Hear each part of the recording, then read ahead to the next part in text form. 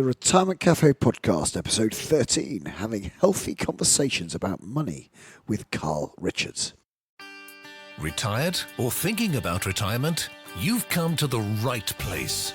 Welcome to the Retirement Cafe podcast. In each episode, we bring you an important conversation with insight, tips and knowledge, all designed to help you live a fulfilling and successful life in retirement. Here's your host, Chartered Financial Planner and accredited later life advisor, Justin King. Hello and welcome to the Retirement Cafe podcast.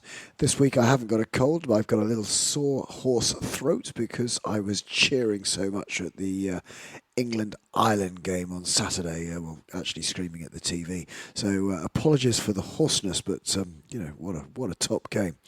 Right, now I'm really excited to be sharing this latest episode with you today.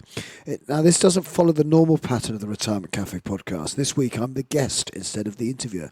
And this is part one of a two-part series all about having healthy conversations about money. A few weeks ago, I was really chuffed to be called by a chap called Carl Richards for his new Talking About Money workshop that launches right about now. For those of you who don't know Carl Richards, he's a New York Times columnist and he's a really great sketcher. So through his simple sketches, Carl makes complex financial concepts easy to understand. He's known as the Sketch Guy, and his column has appeared weekly in the New York Times since 2010. Carl is also, like me, a certified financial planner. He's an author and a frequent keynote speaker at the financial planning conferences around the world. Now, the purpose of Carl's Talking About Money workshop is to give couples the tools and confidence necessary to have conversations about money that don't end up in arguments. When people sign up for Carl's workshop, one of the pieces of content they receive is the interview with me that you're about to hear. Other contributors include wealth psychology expert and host of the Breaking Money Silence podcast, Kathleen Burns-Kingsbury, who is also an internationally publicised author and speaker.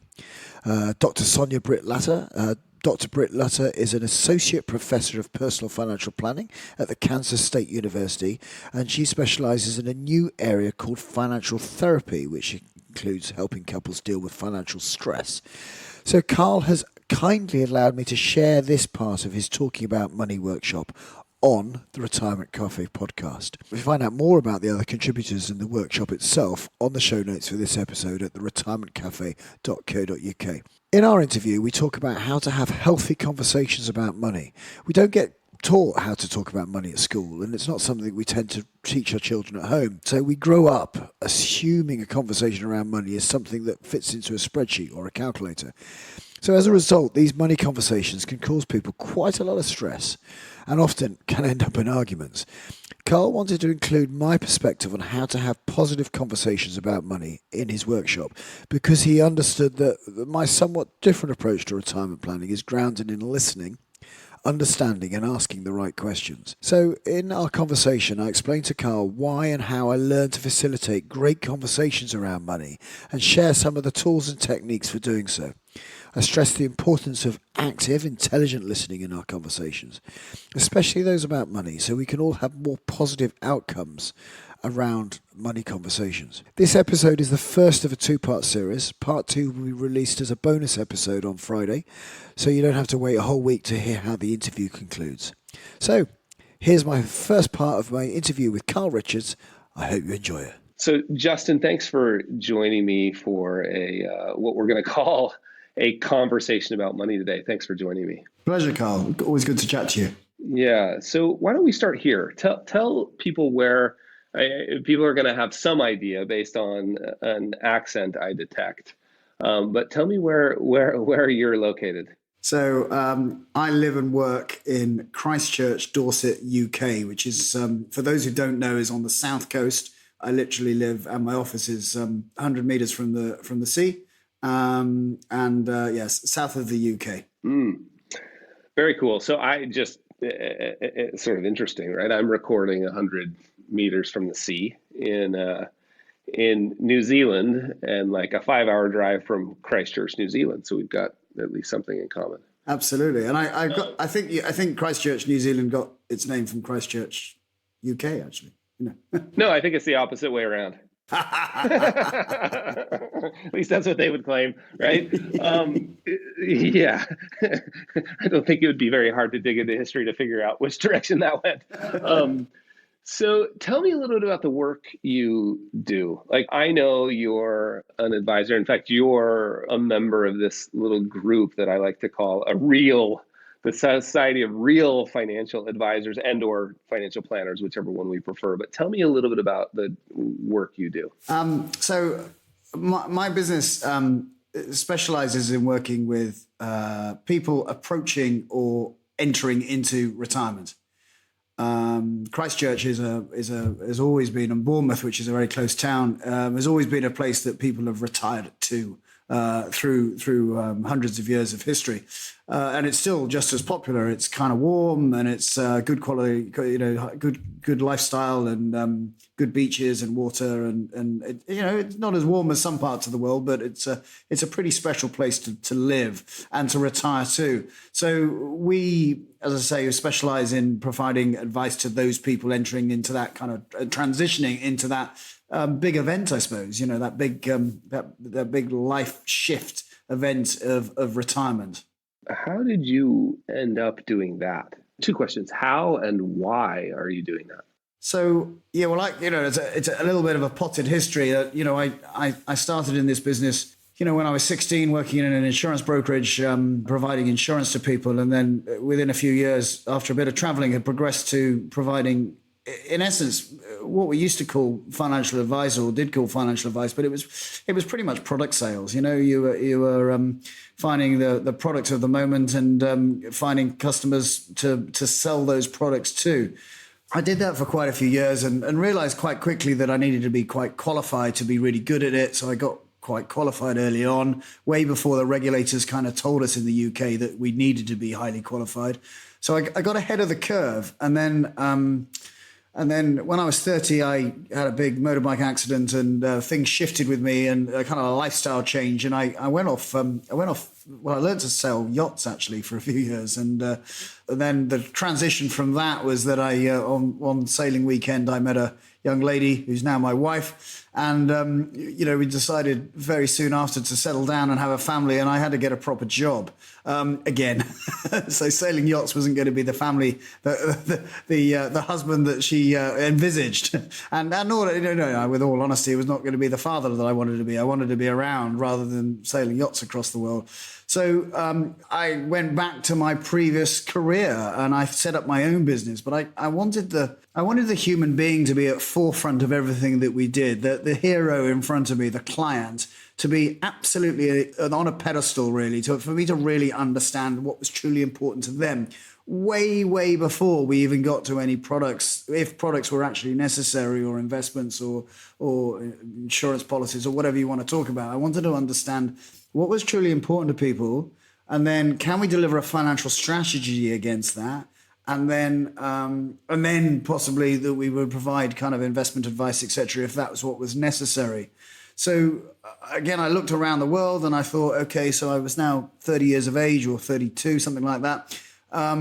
And what do I do now? How do I do that? And I came across an organization in the States called the Kinder Institute. And I understand that George Kinder would teach this thing called life planning. So I thought that's pretty cool. That's a pretty interesting thing to get skilled up in.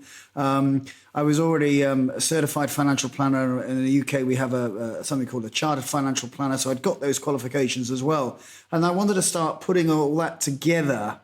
And then I looked around again, who do I serve? Who am I going to really work with? And I'd come to the conclusion that people in transition, as I'd been in transition those few years earlier when I kind of shifted my life from working in an insurance brokerage to crashing my motorbike and then deciding I was going to go and do something else. When I looked at people in transition, people, and a lot of people locally to me were in transition. They were suddenly with the ex-something, the ex-doctor, the ex-chairman, the ex-president, what have you, of an organization, the ex-business owner, and they were suddenly transitioning to this new part of life. And I identified with this transitional process and understood that, this is significant for people. They really need guidance around this. Their relationships are going to change with their spouses, with their children, with their business partners. there's an awful lot going on here, and there's an awful lot of opportunity for me to facilitate a great conversation around their lives and around their money. That's really interesting. That's why I want to jump in here on that great conversation piece that you just mentioned. When we think about money, if any of us have been taught anything at all about how to think about or feel about or talk about money, if we've been taught anything at all, which most of us haven't been taught anything at all, but if we've been taught anything at all, we've been taught that it should be some sort of, like rational conversation that could fit into a calculator or a spreadsheet, right? And then I'm going to use the term industry, even though I know you and I don't like the term industry, but the financial services industry, all the books and that, listeners would be familiar with, books and magazines and radio and TV shows, and even, as you mentioned, sort of people who sell product. We've been taught that either a conversation around money is either about something that fits in a spreadsheet or calculator, or it's about purchasing a product. And I would imagine, like what you've just described, your journey that you've had to sort of, in fact, I know that you've had a number of amazing conversations around money that are a lot different than what I just described. They weren't about spreadsheets and calculators, and they weren't about products. So walk me through like what do you find when you run into another human being that is struggling to make a decision about money, and they think it's going to be about spreadsheets and calculators, or about they think the solution is to just get the right prescription, right? Like, I just need to buy this product. How do those conversations go? Because what's interesting, I think most people, what I really want people to take away from our conversation is, how do we have healthy conversations about money? And I would imagine you've had a bunch of those. So tell me, just from the perspective of a human being, they're out there trying to figure out what to do with money. They think it's about spreadsheets and calculators or product. What's it really about? Well, again, great question, Carl. And I think for me, the big driver with all our decision-making processes is our emotions.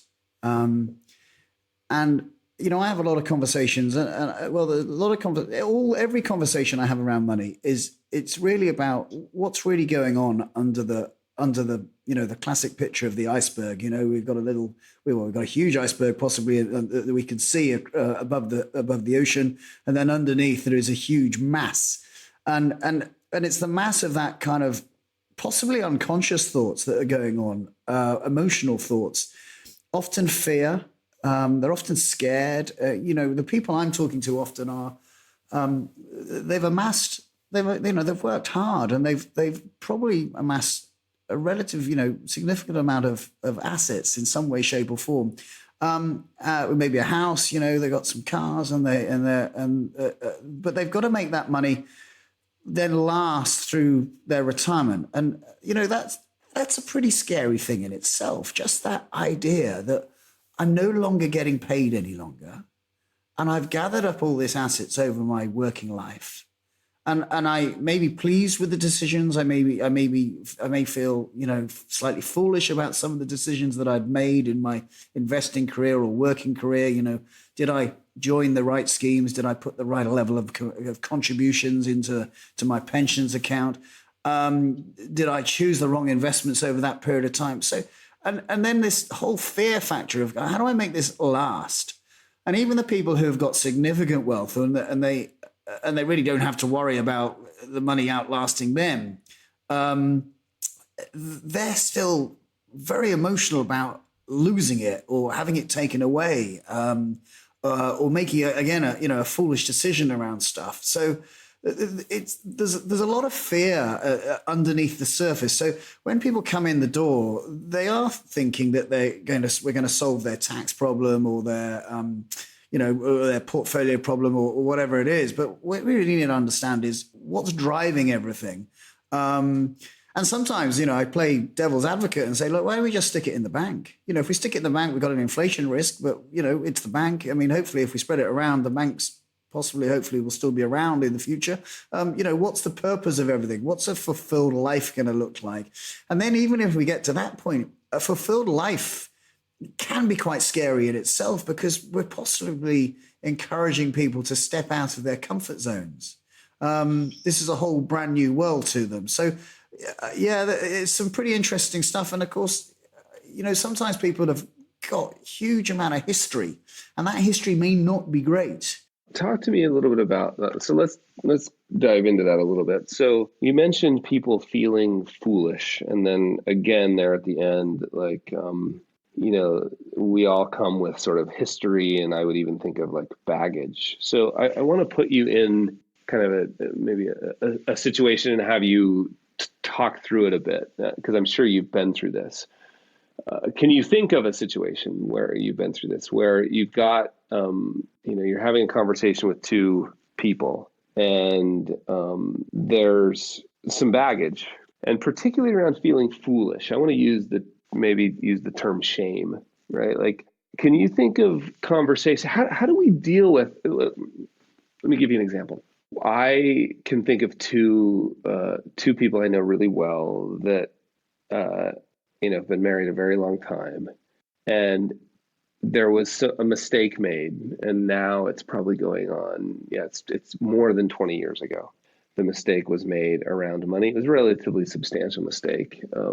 Nobody did it on purpose. It wasn't nefarious or illegal. It was just a business decision that didn't go the way they'd hoped, and they lost a substantial amount of money as a result. And every single time I've been around, I've been around them talking about money often over 20 years. Every single time the subject comes up, there is shame and blame in the room, like every time. How do we, and you mentioned that, like you used a different word, you said feeling foolish. How do we deal with that? How do we overcome the self-shame, the shaming of others, the blaming of others, and feeling foolish about our past history? How do we have conversations around money with shame and blame in the room? So I think first of all is to treat these conversations with a huge amount of empathy, and be clear that this is not sympathy. This is empathy. This is, I understand. And I can hark back to my 20s and think, of some foolish, daft decisions that I made. I remember starting to invest a small amount of money, which was significant enough to me in my 20s, in the .com stocks. And, it taught me some great lessons because I blew myself up. And I think sometimes just allowing people to say, look, by the way, you might be sitting there across the table from me thinking that this is a shameful conversation and having to tell me about this, but I can share with you my own foolish mistakes. And, I often flip it around and think to myself, or try and explain to people, especially, and it's often helpful if the people I'm talking to have got children of their own, or even nieces and nephews, or people, younger people that a generation that they care about, and just say, where do the greatest lessons, or where does the greatest learning in life come from? And sometimes just recognizing that we didn't make the right decision. And I get that. And none of us walk through the world, with perfect nirvana. Nothing ever goes wrong. And actually, when we reflect or have time to reflect, we realize that the lessons that we learned from those, sometimes misinformed or ill-advised decisions have actually taught us the most.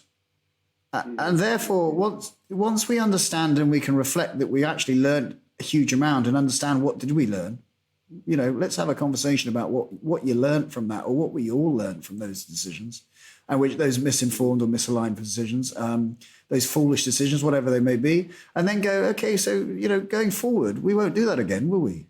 And this is with the help with a good advisor sat next to them and walking their path with them. That we won't allow them. I often use your sketch, Carl. We won't allow them to walk through that door marked stupid. And my clients aren't stupid; they're not at all. And it's a harsh term, but we're just let's talk about how we're not going to get stuffed, Bernie Madoff, or a .com stock, or whatever, or a bankruptcy, or what have you. How can we make some smart decisions around our money? That the life is not risk free. But we can guide people through that journey. Yeah, Yeah, and I think it's really interesting. I want to talk about empathy here in just a minute, but I think it's interesting to think of. I think it's really if we can shift from thinking about. I mean, I've recently realized that some of the creative projects that I do that require money, if we have a batting average, like if we start 10 and 5 end up actually getting into the world and being quote unquote successful in any measure, that's pretty good. And I've started to realize, like, as much as we want to build systems around avoiding the 5 that don't, the 5 that quote unquote fail, and maybe we can get that down to 4, maybe, but we're never going to get it down to only 3 failures out of 10. Like, it's just not going to happen. It's not realistic. So then you start to realize, like, those are just part of the process. And so I love thinking of losses as learning, right? That you really only have a loss if you don't turn it into learning. Yeah.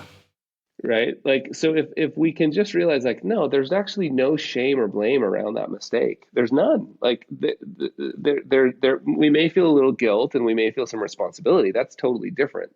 But there's no shame or blame. And just so people are clear, shame says, I am bad. Shame says, I am stupid.